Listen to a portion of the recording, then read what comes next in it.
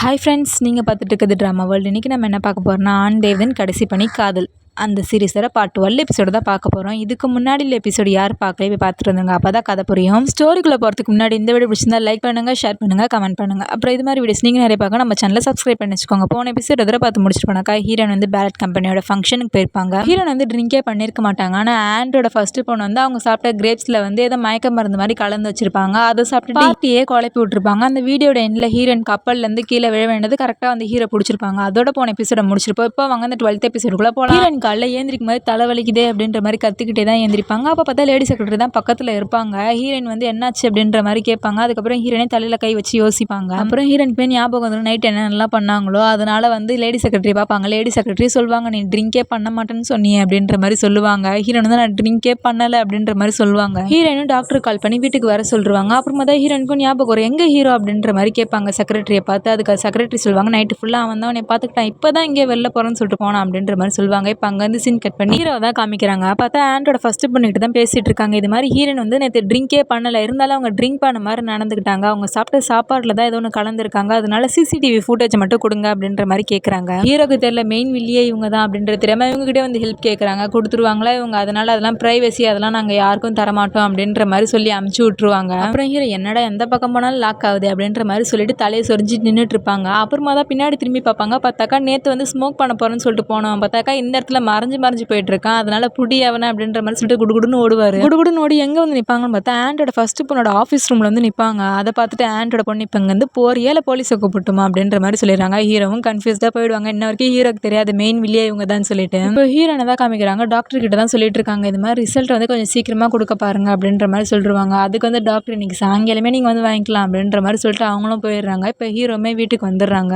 பின்னாடி பார்த்து ஆண்ட்டுமே வந்துடுறாங்க. வந்துட்டு ஹீரோன் கிட்ட என்ன சொல்கிறாங்கனாக்கா, ஸ்பான்சர்ஸ்லாம் யாருமே வர மாட்டாங்க, அதனால நீ கம்பெனியை விட்டு விலகிடு அப்படின்ற மாதிரி சொல்லிடுறாங்க. ஹீரோனாலுமே ஒன்றுமே பண்ண முடியல, ஹீரோவாலுமே ஒன்றுமே பண்ண முடியல, ஏன்னா ப்ரூஃப் இல்லை, அதனால ஒன்றுமே பண்ண முடியாமல் தான் உட்காந்து பார்த்துட்டு இருக்காங்க. ஆண்ட்டு பேஸ்டருக்கு பெஸ்ட்டு அடுத்து அவங்களே இடத்த காலி பண்ணிடுறாங்க. அதுக்கப்புறம் ஹீரோன் பார்த்தாக்கா தனியாக நடந்து ரோட்டில் போயிட்டு இருக்காங்க. ஹீரோவும் பின்னாடி தான் வந்துட்டு இருக்காங்க. எங்கே போகிறாங்கன்னு பார்த்தாக்கா ட்ரிங்க் பண்ணலாம் தான் சொல்லிட்டு வந்திருக்காங்க போல. ஹீரோனு கையில் கிளாஸை வச்சுட்டு உட்காந்துட்டு இருப்பாங்க. ஹீரோ கையில் இருக்க கிளாஸை பிடிங்கிட்டு இருங்க, ரிசல்ட் மட்டும் வரட்டும் அப்படின்ற மாதிரி சொல்கிறாங்க. ஆல்ரெடி வந்துருச்சு அப்படின்ற மாதிரி ஹீரோனும் சொல்லிட்டு என்ன நடந்துச்சுன்றத சொல்கிறாங்க. லேடி செக்ரட்டரி ஹீரோனையும் பேசிகிட்டு இருக்காங்க. அவனோட உடம்புல வந்து ஆல்கஹால் ஜெனிட்டினா அதிகமாக இருந்திருக்கு, எதனா மாத்திரை எடுத்துக்கிட்டியா அப்படின்ற மாதிரி கேட்குறாங்க. அப்போ தான் ஹீரோனுக்கு ஞாபகம் வருது, நம்ம ஃபங்க்ஷனுக்கு போகிறதுக்கு முன்னாடி ஒரு டேப்லெட் சாப்பிட்டல, அதனால தான் போதையை அடிச்சு போல இருக்குது அப்படின்ற மாதிரி ஹீரோன் யோசிக்க ஆரம்பிச்சிடுறாங்க. இதுக்கு முன்னாடி வரைக்கும் யாரோ இதை கலந்து கொடுத்துட்டாங்க அப்படின்ற மாதிரி யோசிச்சிருப்பாங்க. இப்போ நம்ம மாத்திரை சாப்பிட்டதுனால தான் இது மாதிரி ஆயிடுச்சு அப்படின்ற மாதிரி யோசிக்கிற மாதிரி ஆயிடுச்சு, அதனால தான் ஹீரோன் ட்ரிங்க் பண்ணியிருப்பாங்க. அப்புறம் ஹீரோவும் சொல்லுவாங்க, உன் மேலே எந்த தப்பு கிடையாது, நான் தான் உன் பக்கத்துலேயே இருந்திருக்கணும் அப்படின்ற மாதிரி சொல்கிறாங்க. ஹீரோன் இல்லை, உன் மேலே எந்த தப்பும் கிடையாது, நான் திரும்ப டான்ஸ் ஆடணும்னு ஆசைப்பட்டேன் பாரு, அதுதான் தப்பு அப்படின்ற மாதிரி சொல்லிட்டு ஹீரோனும் போதில் நடந்து போயிட்டு இருக்காங்க. ஹீரோவுமே பின்னாடி தான் வந்துட்டு இருப்பாங்க. பக்கத்தில் ஒரு பெஞ்ச் இருக்கும். அந்த பெஞ்சில் ஹீரோனை உட்கார வச்சுட்டு கீழே வந்து ஹீரோனை பார்த்த மாதிரி ஹீரோ உட்காந்துருப்பாங்க. உட்காந்துட்டு இது எல்லாத்தையுமே விட்டுரு, உன்னை பார்க்கவே ரொம்ப கஷ்டமாக இருக்குது, பேலட் ஆடாத அப்படின்ற மாதிரி சொல்லிட்டு, நீ டான்ஸ் ஆடணும், உன்னோட ஆடியன்ஸ் பார்க்கணுன்னா நான் உன்னோட ஆடியன்ஸாக இருக்கேன் அப்படின்ற மாதிரி ஹீரோவும் சொல்லுவாங்க. அதை கேட்டு ஹீரோன் அப்படியா அப்படின்ற மாதிரி சொல்லிட்டு ஹீரோன் ஏஞ்சிட்டு ஹீரோன் உட்காந்துருந்தாங்களோ அந்த இடத்துல வந்து ஹீரோ உட்கார வச்சுட்டு ஹீரோன் போய் டான்ஸ் ஆட ஆரம்பிச்சிருவாங்க. ஹீரோன் டான்ஸ் ஆடிக்கிட்டு அப்படியே கீழே விழற மாதிரி இருக்கும். ஹீரோ போய் கரெக்டாக பிடிச்சிருவாங்க. அதுக்கப்புறம் ஹீரோமே வீட்டுக்கு கூட்டிகிட்டு போகலான்னு சொல்லிட்டு ஹீரோனை தூக்கிட்டு தான் போவாங்க. அப்போ தான் ஹீரோன் சொல்லுவாங்க, இந்த உலகத்தில் நீ யாருக்குமே பிடிக்காதா, நான் அதை நினச்சி நான் கவலைப்பட்டதே கிடையாது, நான் உனக்கும் பிடிக்கலன்னு முதல்ல ஏற்றுக்கவே முடியல, என் மேலே எனக்கே கோவமாக இருக்குது அப்படின்ற மாதிரி ஹீரோன்னு சொல்லிடுவாங்க. சொல்லிட்டு ஹீரோவை பார்த்து கேட்பாங்க, நான் அழகாக இருக்கேன்னு சொல்கிறேன், நான் அழகாக டான்ஸ் ஆடுறேன்னு சொல்கிறேன், அப்புறம் இருந்தும் உனக்கு ஏன் எனக்கு பிடிக்க மாட்டேங்குது அப்படின்ற மாதிரி சொல்லிட்டு ஹீரோ மேலே படுத்து தூங்கிடுவாங்க. ஹீரோன் நெட்டிட்டு வந்து ஹீரோவை அவங்க ரூமில் படுக்க வச்சிடறாங்க. ஹீரோன் தான் தூங்கிட்டாங்களா, அதனால ஹீரோ வந்து ஹீரோனோட கையை பிடிச்சி, யார் சார் நான் அவனை லவ் பண்ணலன்னு சொல்லிட்டு, நான் அவனை லவ் பண்ணுறானா, நான் லவ் பண்ணவே கூடாது, அதே மாதிரி அவன் கூடயே என்னால் எப்பயுமே இருக்க முடியாது அப்படின்ற மாதிரி சொல்லிட்டு போயிடுறாங்க. எங்கே போகிறாங்கன்னு பார்த்தா ஒரு பிரிட்ஜ் மேலே நடந்து போயிட்டு இருக்காங்க. பார்த்தா திடீர்னு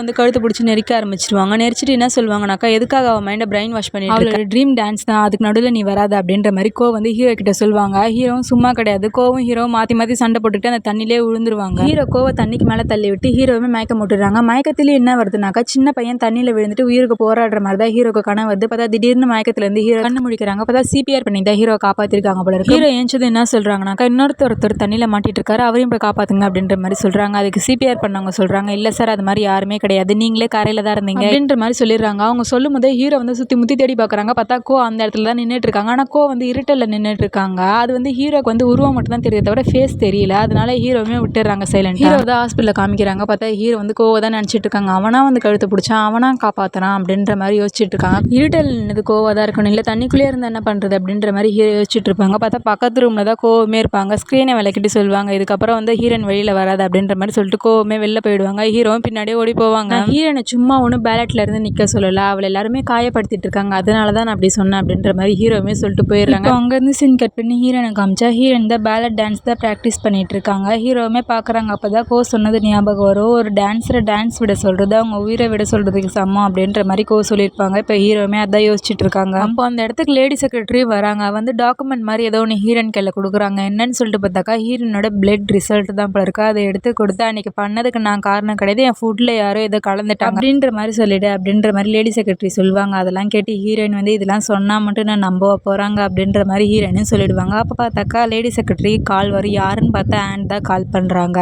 அதை பார்த்துட்டு ஹீரோயின் சொல்லுவாங்க, என்கிட்ட பேசதான் உனக்கு கால் பண்ணியிருப்பாங்க அப்படின்ற மாதிரி சொல்லிட்டு ஃபோனையுமே ஹீரோயின் வாங்கிடுவாங்க. ஹலோன்னு தான் சொல்லுவாங்க. பார்த்தா அதுக்குள்ளே ஆண்டே சொல்லிடுவாங்க, இது மாதிரி நீ வரியா வரலையா, நீ வரலினா சொல்லிவிடு, நானே சொல்லிக்கிறேன் எல்லாத்தையும் அப்படின்ற மாதிரி சொல்லுவாங்க. என்ன சொல்வீங்க அப்படின்ற மாதிரி ஹீரோயினுமே கேட்குறாங்க. இல்லை நீ வேலையை நான் விட்டு விலகுறேன்னு சொல்லிடுறேன் அப்படின்ற மாதிரி சொல்லுவாங்க. இல்லை நான் வரேன் அப்படின்ற மாதிரி ஹீரோயினுமே சொல்லிடுவாங்க. வெரி குட் கேர்ள் அப்படின்ற மாதிரி ஆண்ட் சொல்லிட்டு ஃபோனை கட் பண்ணிடுவாங்க. இதெல்லாம் கேட்ட லேடி செக்ரட்டரி ஹீரோயினை பார்த்து கேட்பாங்க, நீ கண்டிப்பாக போய் தான் ஆகணுமா அப்படின்ற மாதிரி. ஹீரோனும் ஆமாம் நான் கண்டிப்பாக போய் தான் ஆகணும் அப்படின்ற மாதிரி சொல்லிட்டு அவங்க நிற்காம போயிட்டே இருப்பாங்க. அதுக்கு லேடி செக்ரட்டரி சொல்லுவாங்க, உன்னால் ஒன்றுமே பண்ண முடியல, மயக்கம் போட்டு கீழே விழுந்துருன்னா அப்படின்ற மாதிரி கத்துவாங்க. ஆனால் அதுக்குள்ளே ஹீரோயினை போய் சேர்ந்துருவாங்க. அங்கேருந்து சீன் கட் பண்ணி ஹீரோவையும் ஹீரோயின் தான் காமிக்கிறாங்க. பார்த்தா ஹீரோ தான் டிரைவ் பண்ணிட்டு இருக்காங்க. பார்த்தா மூஞ்ச சோகமாக வச்சுட்டு ஒன்றுமே பேசாமல் வந்துட்டு இருக்காங்க. ஹீரோயின் பார்க்குறாங்க, நீ ஓட்டின கப்பல் எதுனா கவுந்துருச்சா என்ன, எதுக்காக இவ்வளோ சோகமாக வர அப்படின்ற மாதிரி கேட்குறாங்க. ஆனால் ஹீரோயின் கேட்குற கேள்விக்கு எந்த கேள்விக்கும் ஹீரோ பதிலே சொல்லலை. அவர் பாட்டு அமைதியாக டிரைவ் பண்ணிட்டு இருக்காங்க. பார்த்தாக்கா பேலட் ஸ்டூடியோக்கு எப்படியே போகணும். கடைசியில் பார்த்தா ஹீரோ வண்டியை திருப்பி எங்கேயோ கூட்டிகிட்டு போயிட்டு இருக்காங்க. ஹீரோயின் கத்துறாங்க, எங்கே நம்ம போகிறோம் அப்படின்ற மாதிரி சொல்லிட்டு. அதே தான் ஹீரோ திருப்பி எந்த பதிலும் சொல்லாமல் அமைதியாக ஒரு பாட்டுன்னு டிரைவ் பண்ணிட்டு இருக்காங்க. இவன்ட்ட கேட்குறதே வேஸ்ட் அப்படின்ற மாதிரி ஹீரோனும் அமைதியாக உட்காந்துக்கிறாங்க. எங்கே போகிறாங்கன்னு பார்த்தாக்கா இதுக்கு முன்னாடி ஹீரோ ஏஞ்சலாக இருக்கும்போது ஹீரோனை ஒரு வாட்டி இந்த பிரிட்ஜில் மீட் பண்ணியிருப்பாங்க. அப்போ கூட ஹீரோயின் இதுக்கு முன்னாடி ஒரு வாட்டி சூசைட் அட்டம் பண்ணதை வந்து யோசிச்சு பார்த்து நின்றுட்டு இருப்பாங்க. அந்த பிரிட்ஜுக்கு தான் கூட்டிகிட்டு வந்திருக்காங்க ஹீரோயினியை. ஹீரோ என்ன யோசிச்சாங்கன்னு தெரியல. பார்த்தா அந்த பிரிட்ஜுக்கு மேலே நின்றுக்கிட்டு நீ குதிக்கும் போது எப்படி இருந்துச்சு, இருட்டில் இருந்துச்சா, அவனால மூச்சு விட முடிஞ்சிச்சா அப்படின்ற மாதிரி கேட்டுட்டு இருக்காங்க. ஹீரோனா கையை பிடிச்சிக்கிட்டு நீ கீழே இறங்குறியா இல்லை நானே உனக்கு பிடிச்சி தள்ளி விட்டுமா அப்படின்ற மாதிரி கேட்குறாங்க. அதுக்கப்புறம் ஹீரோவுமே கீழே இறங்கிடுறாங்க.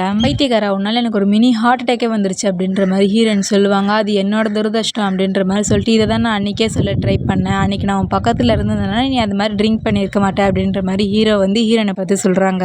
அப்புறம் நேற்று நான் சொன்னது எல்லாத்தையும் விட்டு ஒரு நார்மலான வாழ்க்கையை வாழுன்னு சொன்னேன், ஆனால் பீச்லேயும் சரி இன்றைக்கி டான்ஸ் ஸ்டூடியோலையும் சரி நீ டான்ஸ் ஆடும்போது மட்டும்தான் சந்தோஷமாக இருக்கா அப்படின்ற மாதிரி ஹீரோ வந்து ஹீரோனை பார்த்து சொல்கிறாங்க. இதெல்லாம் கேட்ட ஹீரோயின் இப்படிலாம் ஒரு விஷயம் நடந்துச்சா அப்படின்ற மாதிரி ஹீரோ பார்த்து கேட்குறாங்க. ஹீரோவுமே நடந்துச்சு அப்படின்ற மாதிரி சொல்லிட்டு, ஆனால் ஒன்று பின்னாடி எப்பயுமே நான் இருப்பேன் அப்படின்ற மாதிரி ஹீரோவுமே ஹீரோனை பார்த்து சொல்லிடுறாங்க. இப்போ ஹீரோவும் ஹீரோயினுமே அந்த பேலட் கம்பெனிக்கு போயிடுறாங்க. இப்போ கோவை தான் காமிக்கிறாங்க.